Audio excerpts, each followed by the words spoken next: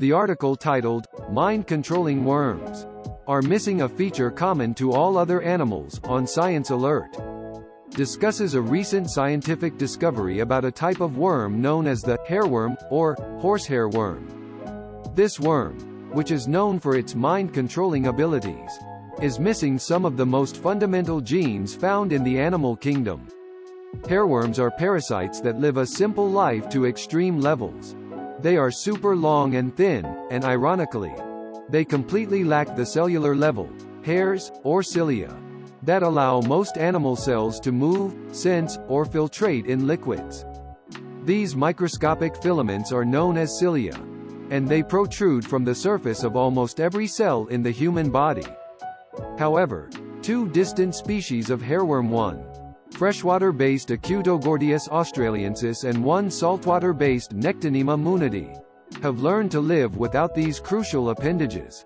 A team of researchers from Harvard University, the University of Copenhagen, and Chicago's Field Museum found that both species are missing about 30% of the genes thought to be responsible for the development of cilia across virtually all groups of animals.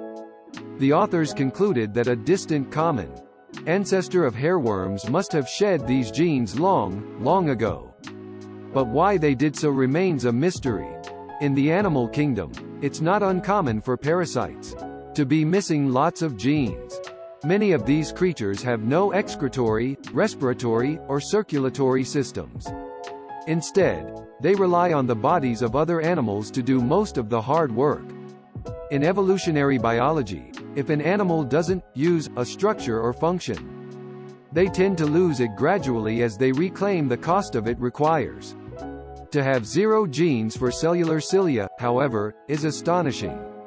Even the hairworm sperm lack a tail-like filamentous projection. After invading a cricket's brain, maturing hairworms eat the insect from the inside out, sparing just enough of its body to keep it alive. Once they've had their fill, the hairworm hotwires the cricket's nervous system, moving the host body in twitches toward a body of water. Once its grim puppet is submerged, the worm jumps ship, crawling out of the cricket's body in long wriggling tendrils so it can reproduce. The authors hope their study will help scientists further probe the genomic mechanisms underlying parasitism, to reveal how these wacky creatures pull off their full-body heists. It's possible something in this macabre reproductive process requires specialized sensory organs that have no use for cilia. Future investigations into this strange puppet master will continue to show why it is thankfully so unique. The study was published in Current Biology.